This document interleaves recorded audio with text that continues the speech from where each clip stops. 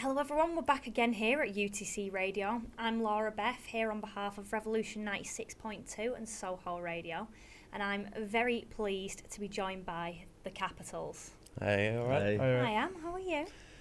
I'm good. I'm great. I'm really well, thanks. I'm glad to hear it. Now, there was a theme going on before with animal jumpers. You haven't took part in the theme. It's fairly disappointing. I have. I told you before. It's a grey animal Yeah. on a grey jumper, so you just can't see it. Right, oh, so it's camouflage. It's camouflage. Oh, that's I exciting. did better than Tom. The mysterious. Yeah, he took it off. He's got to, Yeah. you know. I didn't get the memo. I didn't get the memo.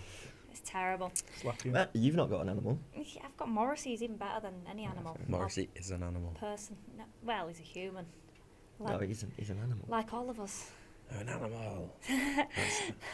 Anyway, thought I might talk about your music instead, you know. That's all what you're good, here for, yeah. innit? So tell us a bit about your band. When did you form? That kind of thing. Don't all jump at once. We all formed in October last year. We've been gigging, I'd say, fairly frequently. Yeah. We've released an EP since then. We just play around Manchester quite a lot. Last October was probably our busiest month, wasn't it? Yeah, we were doing Yeah. like 1 to 2 gigs a week, so that was pretty busy. But we're trying to just focus on pushing our own stuff. Doing a gig every month or so, you know, so we can get more people down, just promote it as a bigger event. What kind of venues have you played previously? Most Manchester venues. So So we've done Academy, haven't we? yeah. Academy, Jimmy's. Bread Shed. Yeah, Bread Shed, Ruby Lounge, Atma. Played in Sheffield and Yeah, Warrington. we've done Sheffield. It's Few pretty in cool 'cause Warrington. Lewis is from Warrington, so we've had a chance to play a few venues there as well. Done Warrington Music Festival, and we headlined the Lounge. Oh, you didn't? I cheated on you and played with a different band. That was a different band. It's really good though that you've only been around since October and you've managed to get all that under your belt. Like, that is very impressive. It's like it's all right. unbelievable. And you've been sort of likened to like the Catfish and the Bottlemen and Sherlocks and stuff. Like, that must make you quite proud. Yeah, we've just been kind of trying to boost up the kind of revival of the Manchester scene because it's going more mainstreamy, but we're just trying to bring the guitar music back a little bit more, like the Catfish and the Sherlock kind of vibe, but our own twist, obviously. Definitely. And what kind of bands would you say that have influenced your sound? Everyone would like to say no one, but No, there's like, a few, isn't there? yeah, there's a few. So I'd say Catfish and the Bottlemen, maybe some of the guitar-y vibes from the Sherlocks, Maximo Park with a few of the songs. Anyone else? Got to be Arctic Monkeys. You Arctic can't, Monkeys as you well. Yeah. can't not say Yeah. them, really, can you? Just all like the proper famous indie bands, you know what I mean? Yeah. A lot of Manchester bands Yeah, as well. just taking all the best bits and trying to piece all of their best bits together. Make it our own. Yeah. Definitely. Is there any of the like local Manchester bands that are around at the moment that have influenced you? Say the Blossoms, bit of a big Yeah. influence on us. We're from Hyde, so we're like near Stockport where they're from. So Yeah. yeah, there's a few like that, but we're just trying to. We don't particularly do it on purpose. You know what I mean? We are influenced by them, but it's just because of who we listen to. Yeah. But when we're making music, we sort of just do our own stuff, and it turns out to sound like someone eventually, doesn't it? Seems to always happen, but you know, it's always good to listen to people and get those little bits and Yeah, build up definitely, your sort of character and what you are as a Yeah. band. The first song that you're playing is Who Knew? And we're going to hear it now.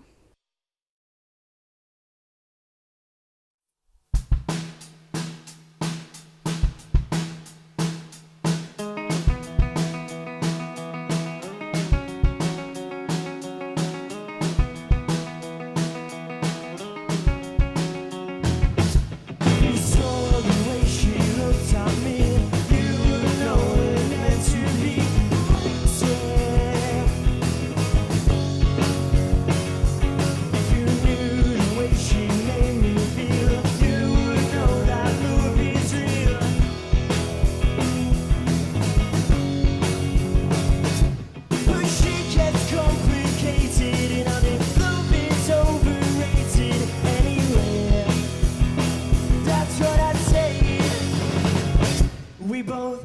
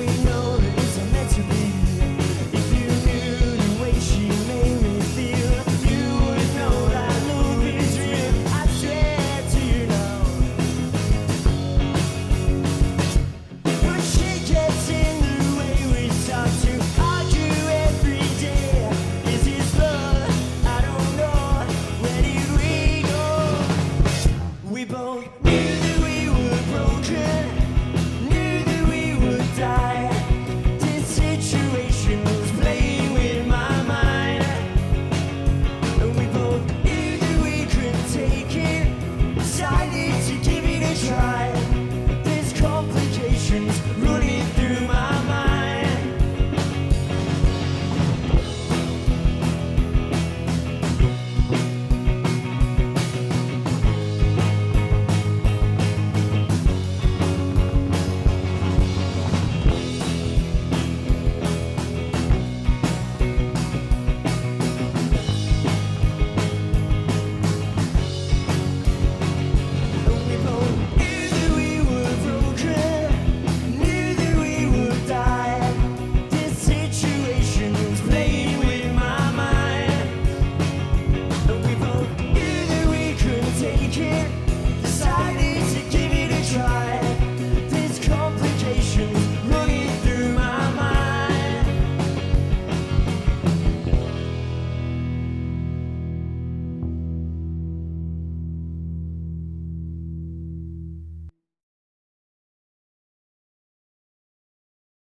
So, tell us a bit about Who Knew.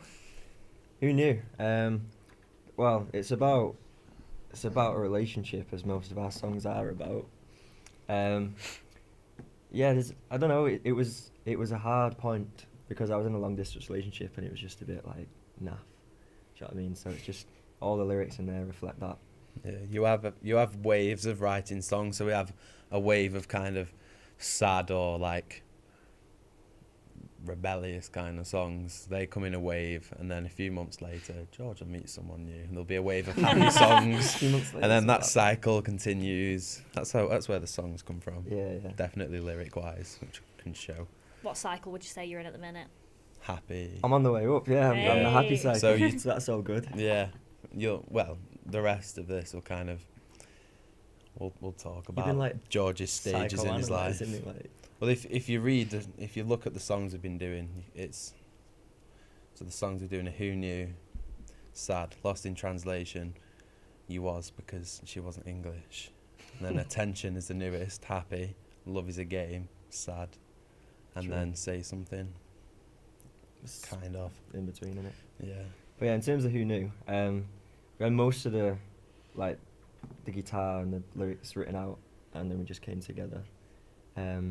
And we sort of like, Lewis will fit his drums to it, and then you'll have a twiddle on the bass and stuff. Yeah, I'll have a, like make of it my own sort of, put my own sort of stamp on it, because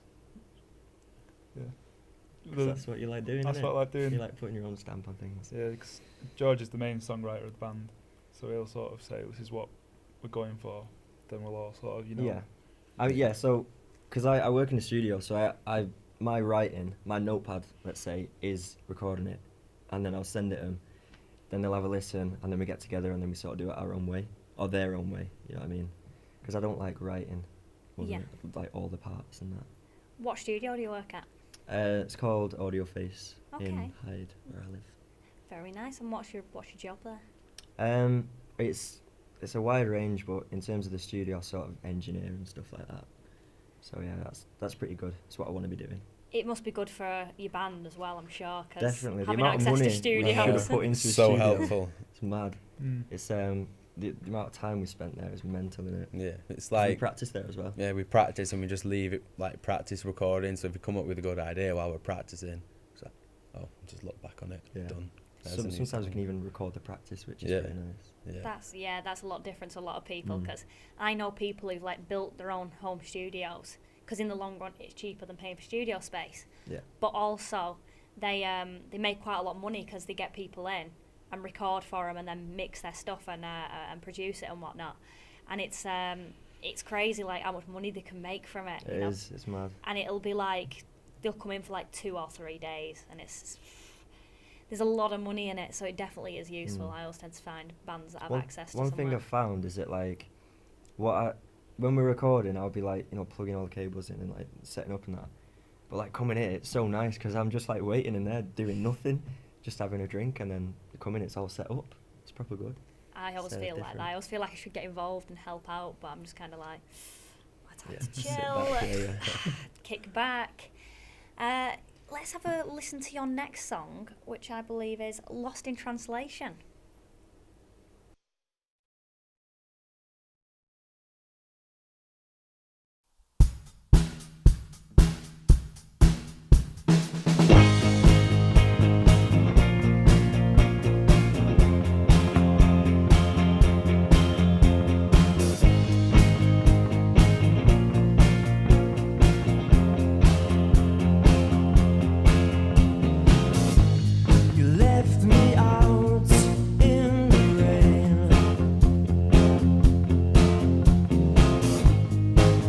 acting out, I feel. You misunderstand what I'm trying to say. It's like I'm speaking in tongues again. I'm trying to tell you I love you, but it's lost in translation. I'm trying to tell you I still care. Can you see my frustration? I'm just trying to tell you I love you. I guess it's lost in translation again. I'm just trying to tell you I'm sorry. I guess it's lost in translation again.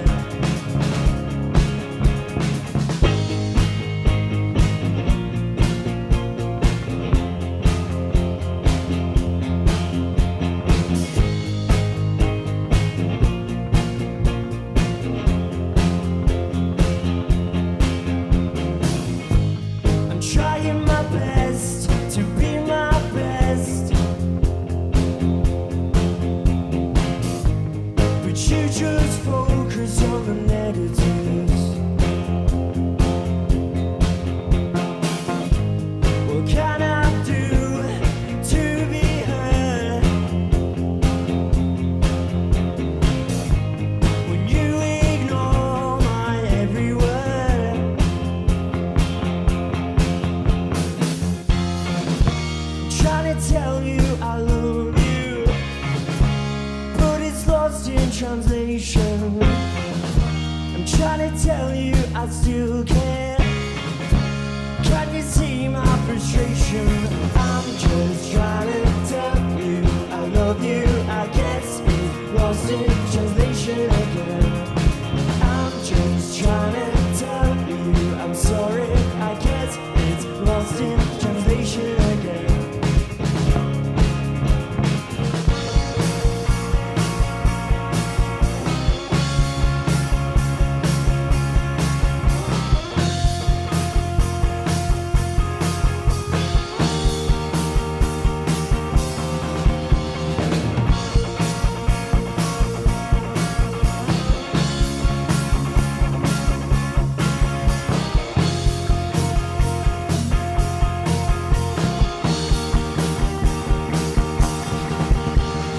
I'm just trying to tell you I'm sorry. I guess it's lost in translation again.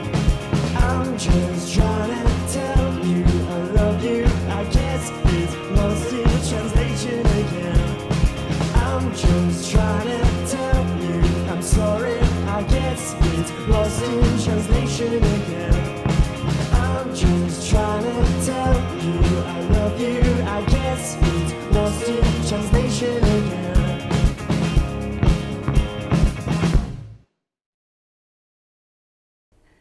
That was Lost in Translation. Do you want to tell us a bit about Lost in Translation? Yeah, well, from the name you can sort of tell, but the person that was about wasn't English, so it was sort of a bit of a pun, a bit of play on words, because the translation part, she was Russian. But it's a little bit deeper, like you were saying before. It's just about a sad time, really, sad time in a relationship. Mm. But it's funny because I really like playing it. We have a laugh when we play it. Yeah. So the actual meaning, like the emotion's still there, but you move on. The emotion's still there, but I have to sing a really high pitched part, so it's just quite funny. It's just funny. Yeah. Sorry about that. It's all At least you got the humorous element in there. It's not all doom and gloom. right. Yeah. It's sort of like you can reflect on it, and like you could always feel sad when you play the song. But we make you feel better. Yeah. We do. I obviously assume Lost in Translation is not only a case of you genuinely struggled to communicate because of a language barrier. I also assume it's sort of a difference in feelings and emotions that you had. Yeah, it's a bit of a metaphor, really. It's not like we couldn't actually understand each other, because obviously that wouldn't work, would it? Yeah, no, definitely not. But nah, Don't it was speak the language of love. Russian. I don't think Russian's Oh the right, language of love. sorry. Yeah, I was gonna say Russian's not very romantic, is it? Just a bit. Beautiful that. A bit I harsh. don't know. You know, call each other comrade whilst holding hands across the table. Yeah, drinking vodka. Vodka's shots. very romantic. Yeah, it is. I come from Rochdale. Anything's a step up, so you know. Fair enough, yeah. You can't argue with that. And I assume, obviously, we were saying before, you know, it depends on. You're the main songwriter of the band, yeah. Are all of your songs about love interests, or do you tend to No, go not about all. other Like, things as well? one that we'll be playing later, Attention. That's a positive one, like Lewis made a comment on. But I think what it is like when you're upset, you got more to say, aren't you? But when you're happy, it's just sort of, you don't really get bogged down with it, if that makes sense. So I find that I write more about the negative things than the positive things. But maybe I should change that. Maybe we should change that, yeah. No, it makes sense, because it's an outlet of your emotions, isn't it? And obviously when your emotions are a lot stronger when you're feeling upset. Yeah, exactly, You know, yeah. the 60s bands did quite well about when they were happy, talking about how happy Yeah. they were, but... The thing is, when you're happy, you just We want to have moved enjoy being on. happy, don't you? You Yeah. don't want to write a song, lock yourself in the studio and that. But Exactly, and obviously with the band going as well as it is, I assume, you know, this next step that you're going forward, the next songs that you're going to be releasing are probably going to be a bit more upbeat, I Yeah. assume. I Yeah. hope so. You should bring some stuff to Hopefully. the table, like. Are you feeling happy?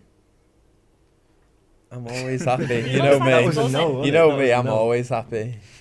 He's Oh, got yeah. a duck on his jumper, I'd be happy. Yeah. Yeah, how could you not be happy Well, with that? it's a goose. Has it got a It's a name? goose, sorry. It's a goose. Yeah. Got a name. You can name the goose, Laura. Oh, Big opportunity. Gregory Goose. Gregory Goose. Can we shorten it to Greg? Yeah. Greg the Goose. Greg Greg Goose. Goose. GG. Big Heard up it Greg. here first. He's Gregory George Goose. Gregory GGG. George Goose. I bet our next gig, just someone in a goose costume, just dancing at the front.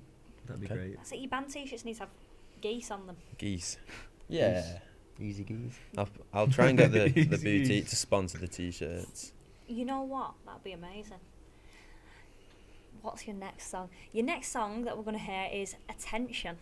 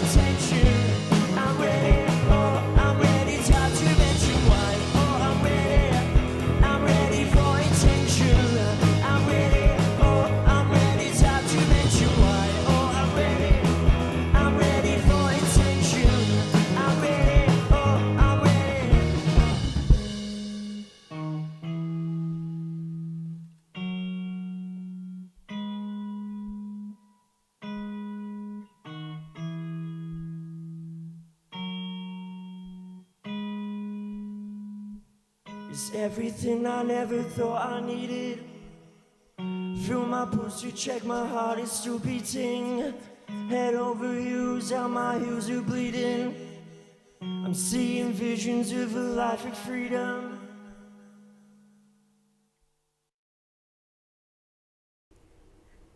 That was Attention.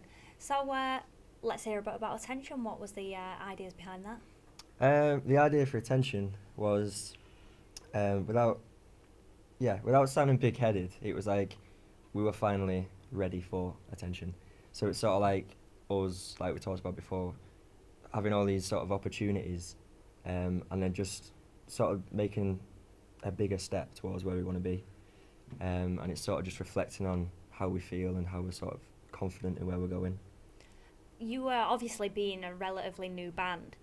Were you in bands before separately and got experience that way? Or is it just you've sort of broke onto the scene and you just mint already? In which case, wow.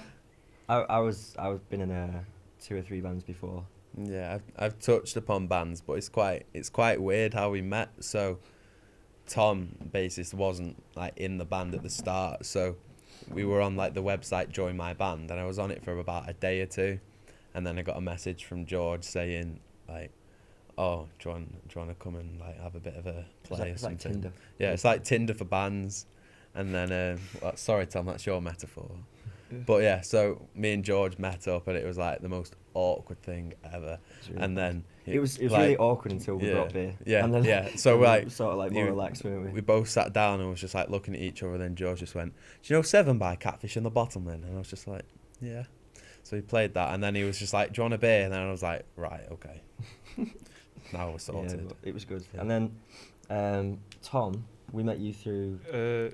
My girlfriend's mum works in the same school as George's dad, because George's dad teaches in schools like guitars and that. So they were just having a conversation and then got onto music, and then she basically said, "Oh, my daughter's boyfriend plays bass." Mm. Have you been in any bands before? I have. Well, because I was at college when before we joined, so I was doing music at college. So you've got to get into. I didn't count the college bands. Into bands. Well, asking that sounds like you're asking like your girlfriend if she's like how many exes she's had. You know what I mean? How many bands have you been in before? Yeah, so, I don't know if the podcast is the right place to start disclosing that information. Probably not. Oh, they've cheated on me. Oh my god.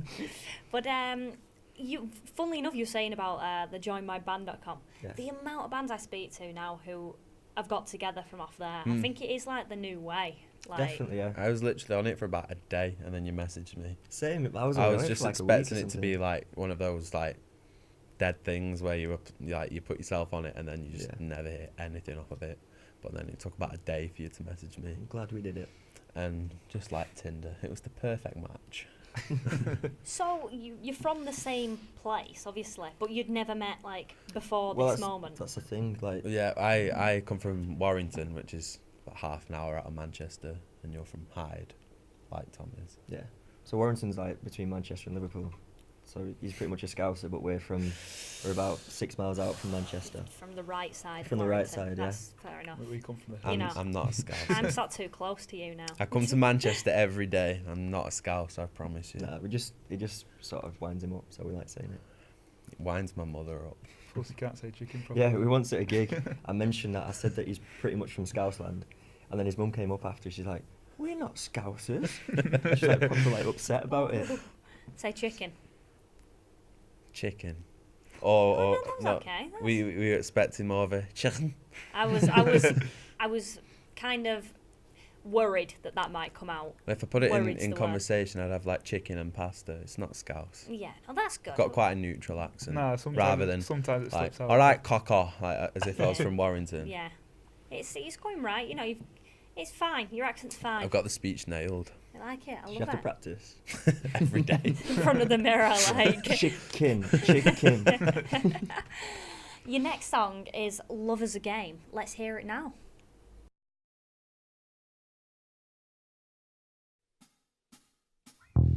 Am I invisible? Am I invisible to you? You make me miserable, but I'm addicted to you.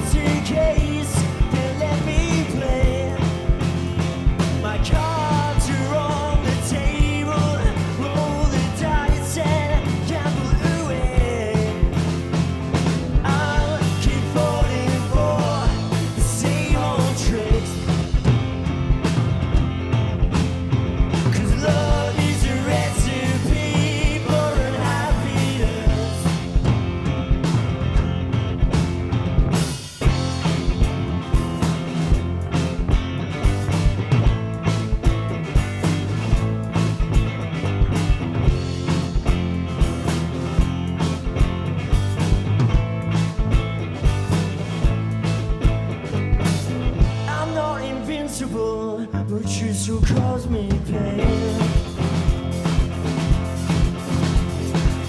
I'm not convinced that you and me are truly meant to be. Giving myself the love that I deserve. She's not gonna give me the feeling I got anywhere.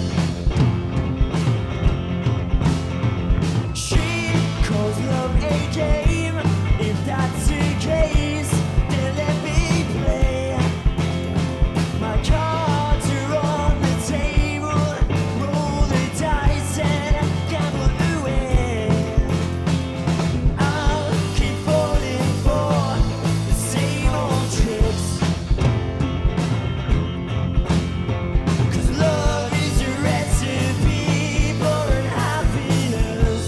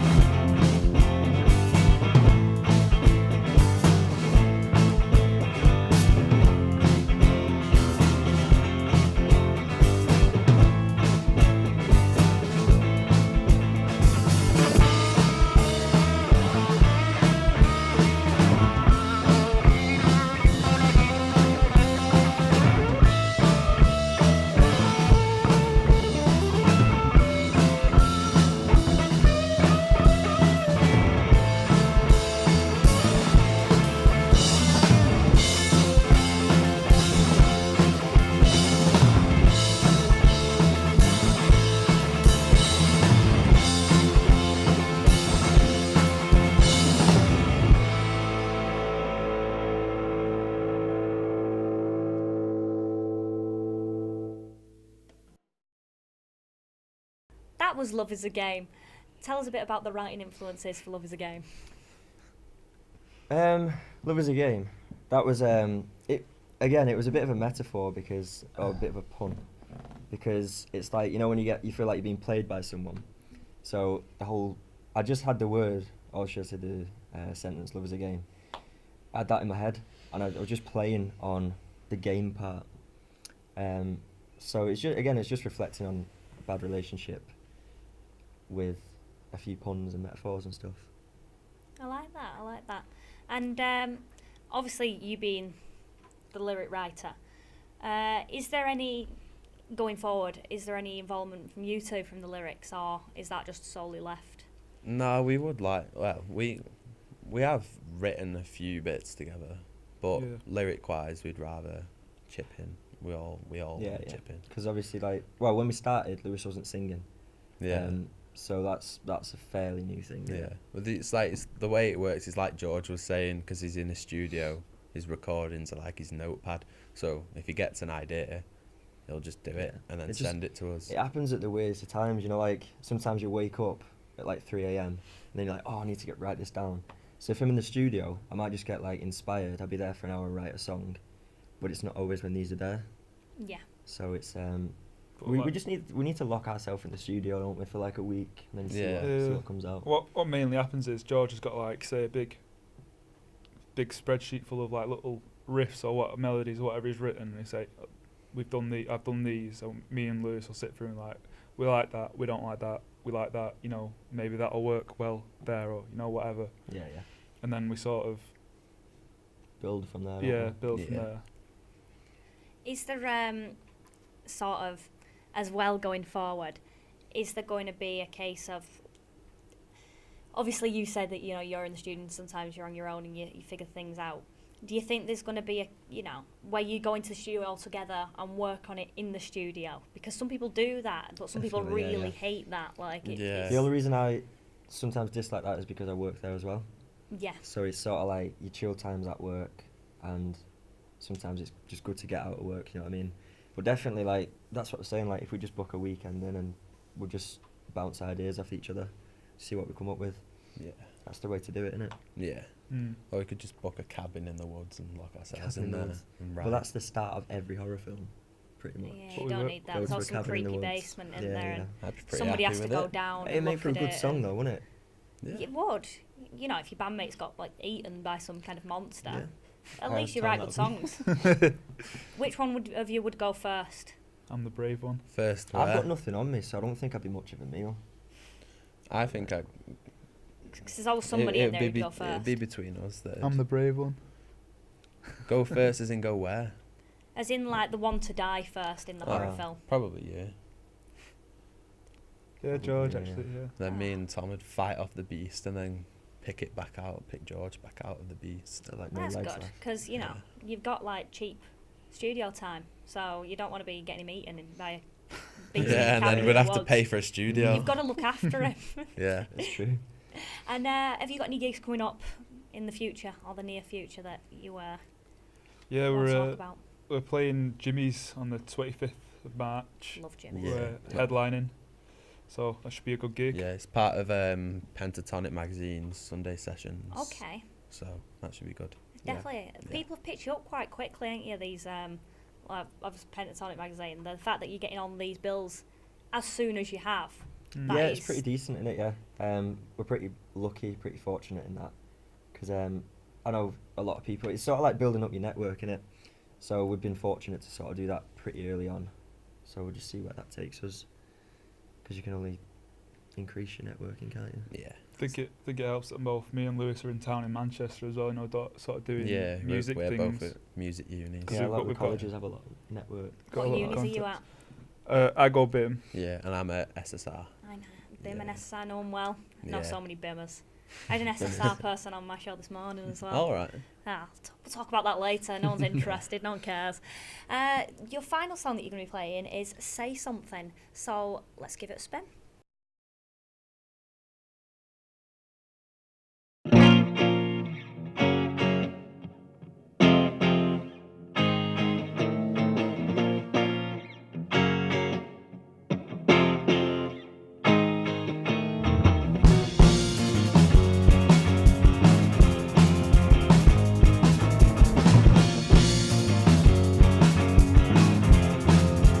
Did you really feel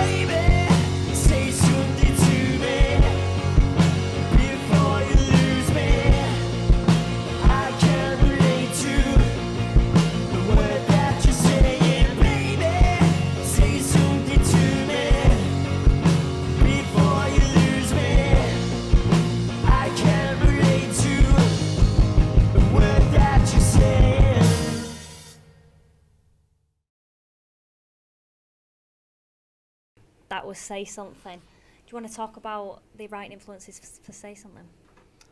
Yeah, Say Something was a bit of a different one because it was more of a fictional thing. So it was based on, say if you just have an argument with someone, like you could write a story on that and just really exaggerate everything. So it comes out into this it's much more emotional that way. Because I think with my writing, a lot of it is from personal things, but you don't want to be too detailed about it. But then you also want it to sort of like make people feel the way you were feeling at the same time. So just by adding a few different things, changing it, it is a bit of fiction, I guess, but just, exaggerating what you're saying. And that's what Say Something's about. That one's one of the old ones, isn't it? Yeah, That's that one's from the EP. Yeah. From the EP, yeah. And the other 4 are new songs, which will be on the album, which we're working on at the minute. Very exciting. And the EP, what other songs were on that? So there was 5 songs. So there was Say Something, Nothing But the Truth, Don't Go, The Way You Always Do. Fool, and The Way You Always Do. Yeah, so we've only played one today that's from that EP. Yeah. But it's on iTunes, it's on Spotify. So if you want to take a listen, then feel free to do so. Absolutely. And how long ago was the EP released? It was February, this kind of time last year, yeah. Yeah, so February last year. It Yeah. was just before Valentine's Day, I think. Yeah. I remember the date. Romantic gift. It's romantic, isn't it? How beautiful. Really, you've had a quick turnaround then between your EP and your upcoming album, because some people take so much longer. And a lot of people, obviously being a new band that you are, there's a lot of people tend to release quite a few EPs and then sort of hit that album, and you're clearly very ready for it. Why have you made that conscious decision? Right, now's the time for an album. We were playing these songs, and a lot of people ask you to play covers, and that's not what we want to do. So we've just been playing these songs. We played quite a lot of gigs last year, and we were just like, well, we want to just play our own music because that's why we were there, for people to hear us. So we wrote all of these songs, and then we were like, do we really just want to keep releasing EPs, or do we just want to release like a good solid body of work? Yeah, I think a lot of people feel the need to release an EP, don't they? Because it's what everyone else does. But there's no reason why you can't do an album. We've got the songs there, so we may as well just sort of add a few more. Yeah. There's more to listen to as well, innit? Yeah, if you're waiting for 2 EPs to come out, it's going to take longer. It's more of just having one good big solid body, as opposed to just keep chucking things out and just kind of half-heartedly doing things. Just want to properly focus on making a good big solid body of work that we can show off, really. It's definitely, it's always good to have a body of work to be able to show people, and if you've got it, you may as well release it. Like, take it from me, I've seen it where, as I said, people release EP after EP, and you kind of don't know where they are, and an album seems to have more longevity, in my opinion, than an EP. An EP, it sounds mean, but it's kind of soon forgotten about. It's like exciting a step at the up to an time. album, innit, really? Yeah. Yeah, because it was more of this is where we were last year, and then when it comes out, it'd be like, now, here we are. This is us now, rather than just being like, this is us a bit more, like, you know what I mean? Totally get it. And looking towards the future, is there anywhere that you desperately want to play? Is there anybody you desperately want to support or collaborate with? Glastonbury. Everyone says Glastonbury. I'd love to play the Albert Hall. Oh, yeah. Yeah, that'd be sick. I've always wanted to play the Apollo in town. Yeah. The Apollo would be good. Those kind I've seen of my first venues. gig there. I reckon even if it's just, getting to the higher academies, like maybe 2. I think what we're trying to do is we're looking at support slots so we can sort of touch into the bigger bands and bigger crowds and that, but it's not heavy on us, sort of that they're relying on us to like bring the crowds and that, you know what I mean? But it's just finding the right people, finding the right bands that we connect with and just that suit our music and stuff like that. Yeah. Absolutely. A lot of the bands that are around in Manchester, because I see them all and I know what a lot of them do. I think you do suit a lot of them, and I think it'll be very easy it is very easy for you to get on bills with the people, and I think that the bigger bands that are out there, you absolutely just smash being a support for them, and I think the Albert Hall, I think the Apollo, I think Academy 2, I think they're all definitely doable in your future. Nice one. Cheers. No problem. Wagwan. oh, we've got to do more apparently. I thought we were overrunning, but that's just me. So talking about your future once again, it's always going about the future. How far along are you with this album? How much have you recorded? How much have you written? Whatnot? I'd say we've got probably about 6 or 7 so far, and we're probably going to go about 10, 12 songs. Yeah. So we're not too far off. I think like the songs that we'd need for it are written. Would Yeah. you say? But I think Yeah, everything's much. there, just not I really. think what it is, it's finalising the songs. So like not just going for the first sort of idea that we've got. We need to sort of like sit down, have a listen, get other people's opinions, and just build on that. So we're really like polishing each song. Yeah. And that's what we're trying to do. But at the moment we're not, we've not got a date for it or anything. So we're not like pushed. We're not pressured for a Yeah. certain date. But yeah, I'd say maybe halfway, something like that, in terms of what we got written and that. I think it's a good move to not set a date, because I've found quite a few people they've set dates and they've not met them. Yeah. And although obviously you know you're going to get a better piece of work at the end of it, is a problem because you're expecting it. There's quite a few times where it's been like, oh, this EP, this album's coming out, you've got to that date and they've gone, actually it's not going to be now. Yeah. And then I tend to find after that they don't really say, and you kind of go, oh right, that's it. Yeah, that's the thing, innit? And so I think it's definitely a good move to have it all under your belt and just make sure Definitely, it's all. yeah. Once you got the album, if you then set a date, you can just focus purely on pushing it, marketing it and stuff. Yeah. Is there anywhere that you'd like to play for the album launch or anything? Well, for the Apollo. well, for the EP we did Factory, so maybe step it up a little bit from there. maybe like Gorilla or something. Yeah, No, just one of the bigger, smaller venues. yeah. If that makes sense. Bigger, smaller. Was it smaller, bigger? Bigger, smaller venues. I like that. And is there anyone that you'd desperately want to support? Ooh. I'm grilling you now. I'm Ooh. being all Paxman. I want sport Cortinas, Do you? It was sick, that wasn't it? That'd be pretty Okay. good. Don't you think? Yeah, of course it'd be good. Yeah. Do you mean like realistically or idealistically? Like Both. both. All right. Give me an ideal one and give me a realistic We'll one. take Cortinas for the ideal one. That's pretty good. Jump in the crowd after, Yeah. get rowdy. Yeah. I don't know. We for the last one we had a singer playing vocal and guitar, but he's in a band now. He's a great singer. The band's called Dakota Avenue. I Yeah. know Dakota Dakota Avenue. Avenue. Yeah, yeah. worth a listen. Yeah. Jacob. Yeah, He yeah. opened for us on the EP, just on his own. Very yeah. exciting. Yeah. So we'd probably support them. Yeah, And then would you like them to support you again on your next, or is I'd say so. Could do, yeah. Because Yeah. now he's in the band, it's be a good boost up. it's a good place to go. Especially, it's always great when a singer joins a band, because then you can kind of pass it off that you've got someone else. Yeah. That's how I do most of my work. That's terrible, isn't it? That's really bad. And what I think's quite amazing about your band is that you are so new. You are so new, and that's you tend to find there's a lot of playing at lower levels and going up, but you've gone in at a good level, and that to me is Yeah. I think unbelievable. we're just sort of clued up on what we need to do, because like we listen to other bands, we've heard them in interviews and like how they've got to where they are, and obviously these two go to music college as well, so there's a bit of business involved with that, and just how Yeah. to promote yourself, how to market yourself. I think like our sort of diehard fans, like who've been there from the start, they've sort of made it. Yeah, they're Happen. solid. Then they're proper solid. Cool. Just like I had a group of like, even if it's just 10 people who you can say consistently come to every gig, you know what I mean? It just makes it worth it. yeah, then Make- it builds makes you- from there, doesn't it? Like makes you- when the next one. And then Makes you want to aspire to do, like the next bigger, better thing. definitely, yeah. Sorry, go on. No, go on. Sorry. No, it's all right.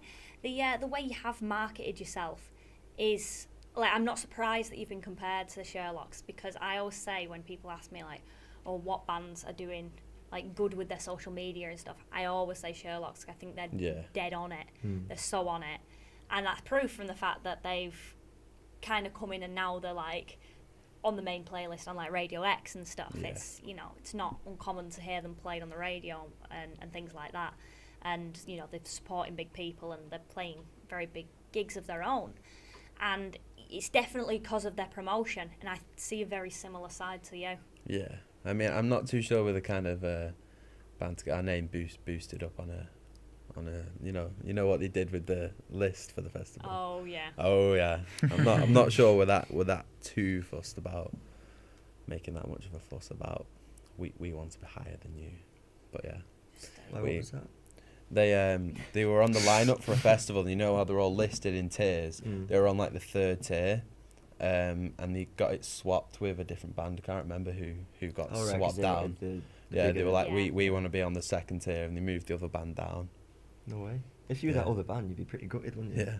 It was quite Yeah. funny because then people started swapping loads round and Hmm. doing ones where it was just all the Sherlocks, Yeah. the whole Yeah, lineup. yeah. And my favourite one was like, it was like Noel Gallagher's High Flying Sherlocks and stuff like that. So you never know, you know, if you've run out of ideas, they've already Yeah. given you one there. Yeah. That's a good one. Anyway, I think that's all that we've got time for today.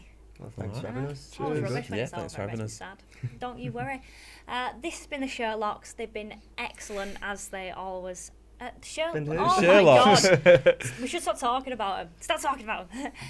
This has been the Capitals. They've been absolutely excellent. I've been Laura Beth. I've been here for UTC Radio on behalf of Revolution 96.2 and Soho Radio.